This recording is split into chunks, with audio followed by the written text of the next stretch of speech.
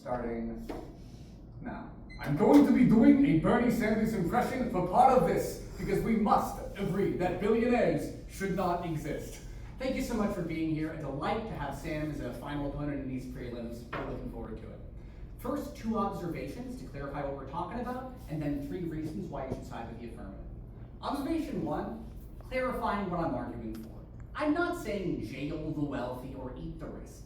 I'm saying that a just democratic society should structure their tax, labor, trust, and inheritance laws so that individual fortunes are capped at the $1 billion level.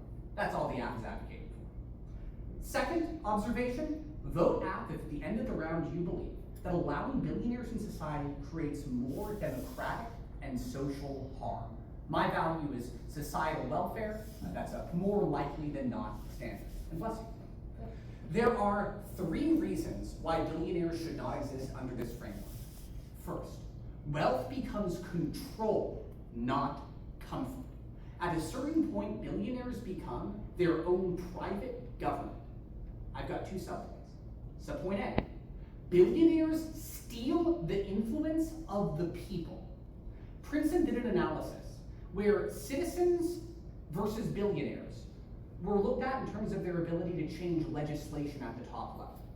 And after looking at 1,800 different case studies, they found that when the citizens diverged from the billionaire will became law. That's because they have the ability to lobby, they have the ability to have lawsuits, they own media, they own think tanks. In essence, they own the legislative process. Subpoint B, billionaires undermine social fabric. Our World in Data looked at 33 different countries as case studies and found that an increase in social inequality leads to a decrease in trust, cohesion, and population health. And it's even worse when billionaires pull up the ladder after they've achieved their fortune. I'll use Elon Musk as an example. He relies on subsidies, public road, legislative processes that were favorable when he was a millionaire. And then as soon as he got into government with Doge, as you might recall, he started cutting social welfare programs almost immediately, stealing social security checks from those who needed them. This is what billionaires do. Pull up the ladder, not just him, Peter Thiel of Silicon Valley, Jeff Bezos of Amazon, Sam Altman, recent billionaire, has now used artificial intelligence as a way to undermine jobs. You might have a government getting a job out of college as a result of AI taking that job. Contention 2, not necessary. Again, not necessary. Subpoint A, they don't innovate. Again, they don't innovate. The National Bureau of Economic Research found that innovation is associated with a little bit of inequality. For example, if you invent a cool new drug, you're probably going to get some millions of dollars. But once you have $1 billion, you have no incentive to keep innovating and making something new. You can essentially rest on your laurels and just get all of your income compounding interest after that fact. Subpoint B, they break the tax system. Again, they break the tax system. The Institute for Policy Studies in 2023 found that even when billionaires donate to charity, the donor-advised funds allow for delayed tax projects. What that means is if I'm Warren Buffett, for example, I can put in billions of dollars to benefit myself in terms of less money going to the IRS, but it doesn't actually get to the charity until years or decades later. So billionaire philanthropy, not a real thing. It's a tax scheme. Subpoint C, no accountability. Again, no accountability. Think of it like this. When you're a billionaire, you have compounding interest. Let's say that you've got $1 billion in the bank, you have 10% returns, you get $100 million for literally doing nothing every single year. And they put that to use as bribe money.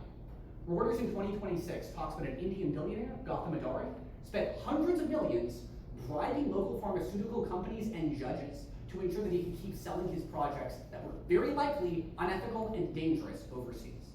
In 2025, Purdue Pharma, the Sackler family paid $6.5 billion out of pocket to settle a bunch of lawsuits about opioid-related deaths that's killed 850,000 Americans. They said, take the money, it's fine. That's the restitution. No legal justice, no justification.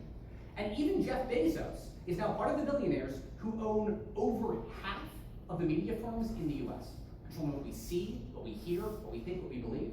Because the primary value here is about social welfare, it's clear. They shouldn't exist. Open for cross.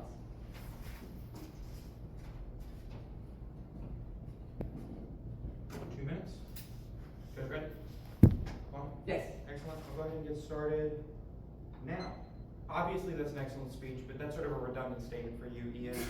The first question that I have for you is you talk about laws that favor billionaires. Yeah. Can you give me an example, I know that you can, of just a law that has done this? Yeah, Reagan tax reforms, the first Trump tax cut, the second Trump tax cut, the first Bush tax cut, the second Bush tax cut, the money that was funneled directly into SpaceX back in 2025. There's a bunch of examples I could spend all of our time talking about. Great. I knew you could give me an example. I do really appreciate that. Sure. Next, you talk about innovation and how there's no incentive to innovate after $1 billion.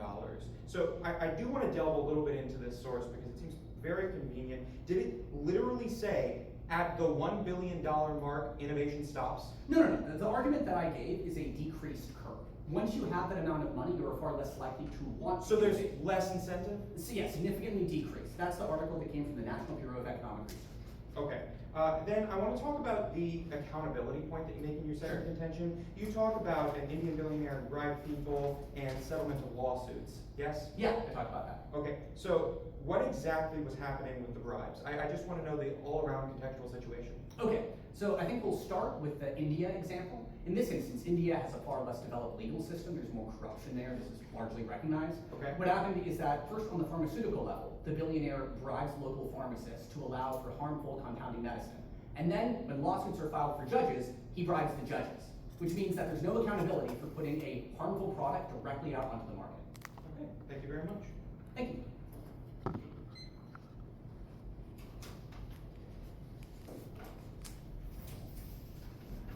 You want this?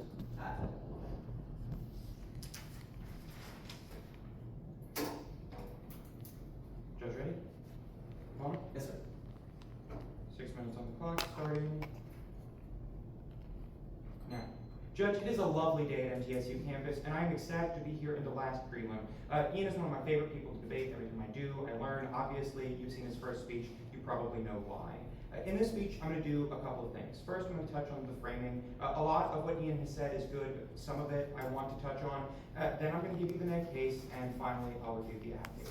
So let's start with just an observation from the negative, which is that billionaires are a direct consequence of the status quo structure of society. To say that they should not exist is to say that the societal structures that make it possible for them to exist should cease to be. Ian can't separate himself from that burden, right? And he seems to be attempting to address it, but there are some really big gaps in his case. And that's what I'm going to explore when I give you the negative case. There are societal structures that are both necessary and necessarily create billionaires. Now, I want to touch on his second observation, where he says if billionaires create more harm, democratically speaking, than not, then that is when you vote for the affirmation. Now, I just want to add that we can't purely focus only on the notion of democracy, because we also have to talk about the things that are not intrinsically a part of democracy, like health, well-being, things like these, which are, as I'll get to in my case, necessarily best served when we have societal structures that do, technically yes, make it possible for us to have billionaires. With that, the final thing I want to say is I don't have to personally advocate that billionaires are good, or even that we should have them on the same level as we do today, just that it should be possible for them to exist. With that, we get into the first contention, which is innovation. That is innovation. Ian says billionaires don't add to innovation. This is untrue. According to the Funds Society, in 2025, the primary driver of the creation of billionaires is innovation around the globe. Basically, a majority of billionaires around the globe would not exist without innovation.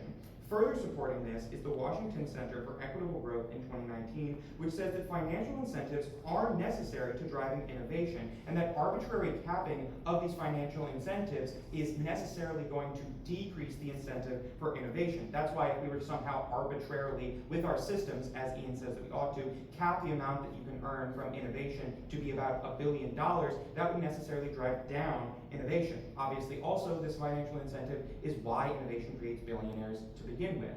Next, we look to the Science Museum in 2018, which tells us that modern mobile phones required innovation. Obviously, we used to have these car phones or these dial-up phones, but the reason why we have the kinds of phones that we do now is because companies like that created the BlackBerry and the iPhone saw a massive area for them to earn money, for them to earn billions. The impact of these phones is wild and beyond our beliefs. Obviously, every single person in this room uses it. A phone is being used right now to record this round. But there's also the lives saved. According to the World Bank, in 2026, the access to the ability to call emergency services or be in contact with any people at any time has saved lives. My grandpa had a great example story about this, where he and his friends, when they were teenagers, were around riding dirt bikes on these dirt hills, and one of their friends, who's particularly reckless, rode up a very steep hill and ended up running into a telephone pole. He caught his neck on one of those little hooks that sticks out, and without even realizing that he was about to die, bled out before anybody could get in contact with emergency services. That real innovation, we would be in the same situation as my grandpa and his friend. Further, the Global Fund tells us in 2025 that 70 million people have been saved over the course of time because of innovation that caused HIV, AIDS, and other forms of necessary life-saving drugs that have been, through foreign aid, spread throughout the world. Obviously, lives are saved because of innovation, and innovation necessarily creates billionaires.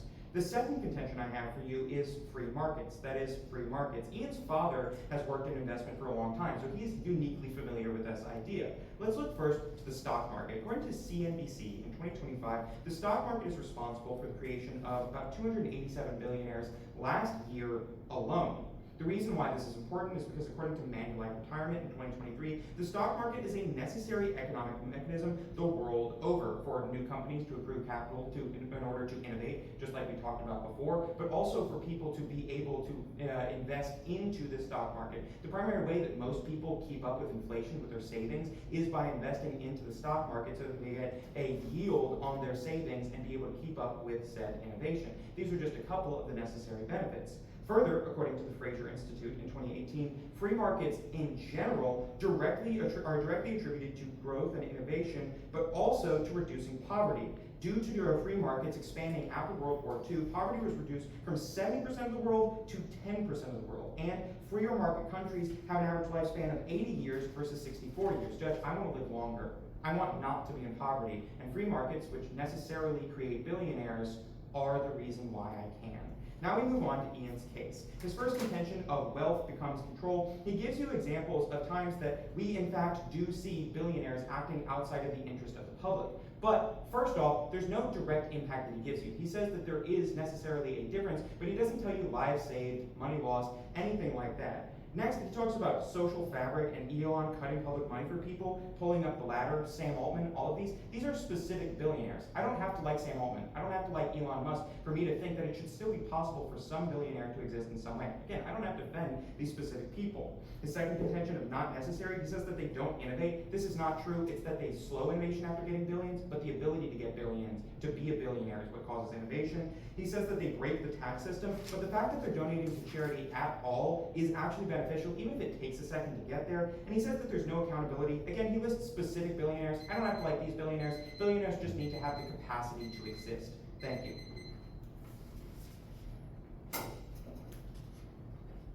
2 minutes across.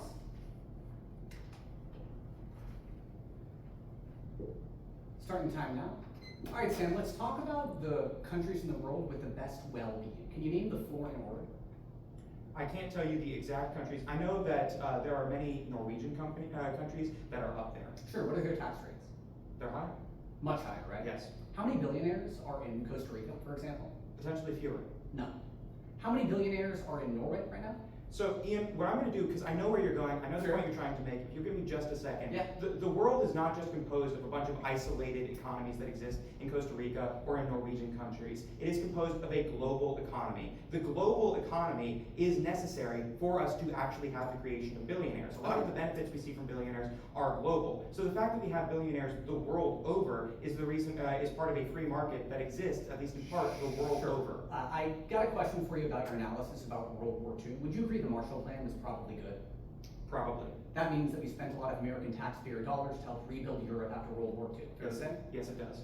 That money was paid using what money from America? It was using tax money. Yes, what was the marginal tax rate on billionaires? I don't know. Over 95%. It was quite high, that's quite high. I have nothing further. Okay.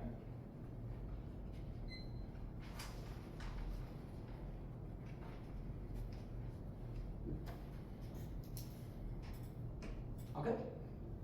3 minutes starts now. Big picture, Sam is basically saying we all agree billionaires are probably bad. He just thinks that they are necessary for society to function. But I've given you examples of 4 different societies who have either like one family that's $1 billion or 0 in terms of billionaires that do not need billionaires in order to function. And they are the happiest, most successful in the entire planet.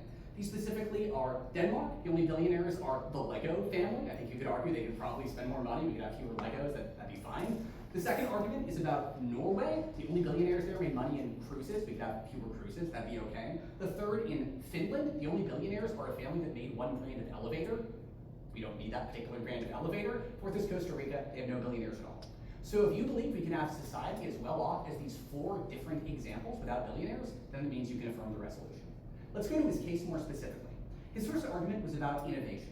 However, you can prefer the evidence that I gave you on innovation specifically because I've cited 4 separate different countries and societies that are able to innovate significantly without billionaires. I'll use this example, Ozempic. Ozempic feels pretty innovative. It's this weight loss drug kind of changed the world in the last couple of years. No one involved with them is a billionaire. They're all in the hundreds of millions of dollars. Great, you don't need to become a billionaire in order to innovate. Then on the phone argument. The phones were not made by billionaires. They were made by computer engineers. They were made by electrical engineers like his teammate George Utz. And that doesn't mean you have to have a billionaire to be involved. On his lives argument, more people are killed when billionaires advocate for cuts to social services. That ends more lives, which he agrees is happening right now. Also, he has no link between his grandfather's great story, his grandfather needing help, and a billionaire being involved at all. He just asserts the link. Second argument was on free markets, but as he agrees in cross-examination, the most successful time in global history is when we were taxing extreme wealth at 95% marginal tax rates right after World War II. We could not have rebuilt Europe if we did not do this thing, and that is the affirmative advocacy. We do not want billionaires. You can have $990 million, still be plenty well off in a free market, but the fact that you can get $100 million for doing nothing just on compounding interest is absolutely absurd. Now let's go back to my case, because as I see you're flowing, there's a lot of arguments you can cleanly extend. First, you can extend the argument that I gave that wealth becomes comfort, not control. He said there's no impact. I gave you the impact of the common people's voice not being heard because only billionaire laws actually get passed. And I gave you examples in cross-examination about all of these tax cut bills that have happened, including the cutting of Doge and slashing of social services. On subpoint B, he agrees that billionaires pull up the ladder, and he also concedes there's more income inequality, worse population health, and worse trust, and worse cohesion. Then I tell you they don't innovate. He says they innovate slowly. You innovate at $990 million. You don't need to be a billionaire to innovate. Then on the break tax systems, he says the money eventually gets to them. No, the money is used for the purposes of tax fraud. And he concedes all the arguments under no accountability, cleanly flowed across. Thank you very much for your time.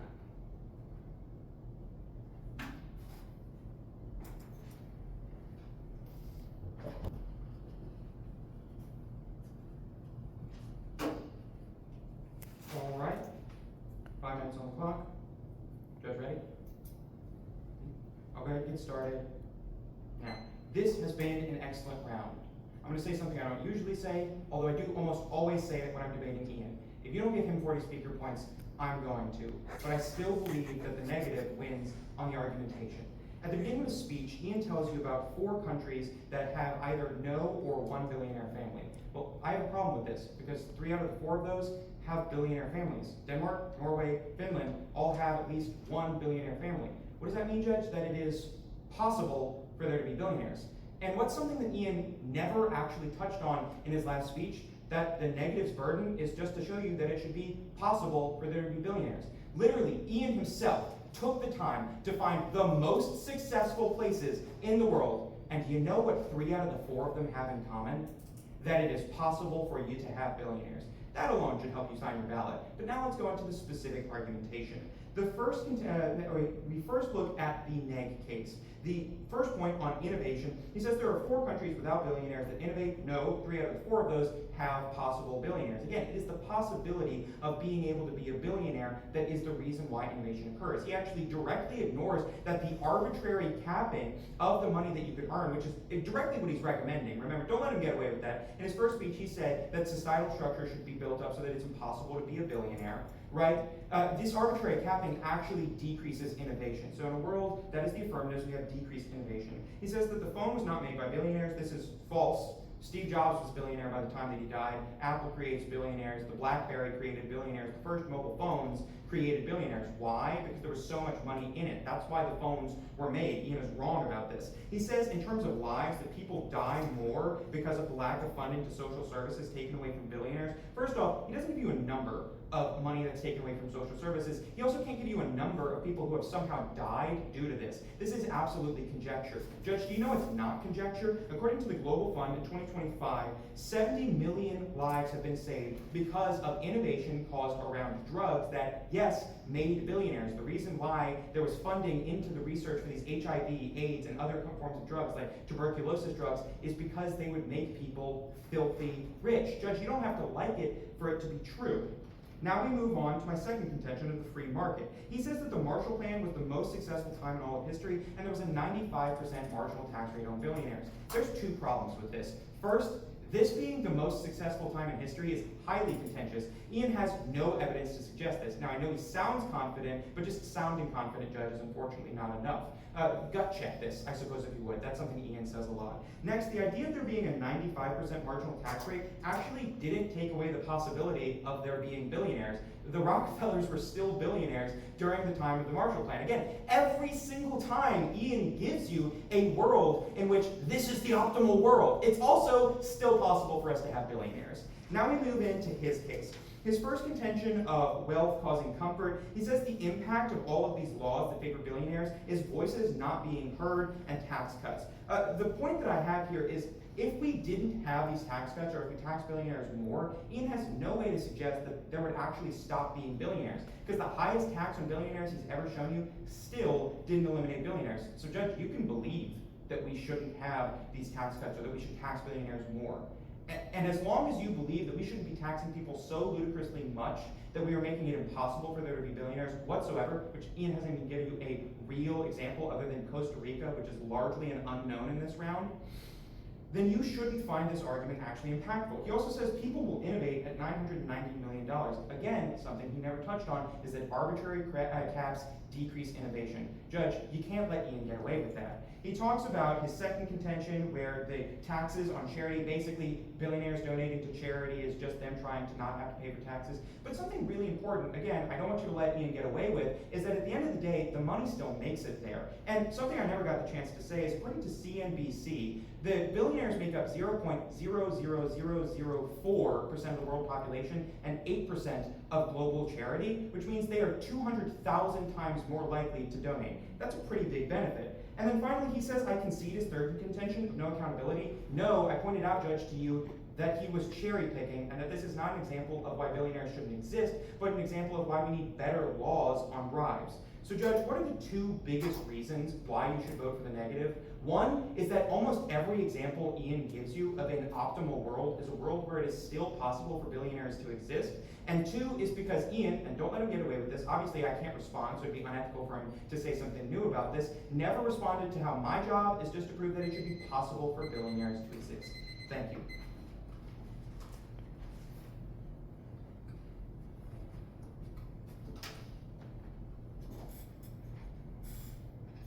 Okay, starting time now. You should give Sam 41 speaks. It's not possible, but let it happen.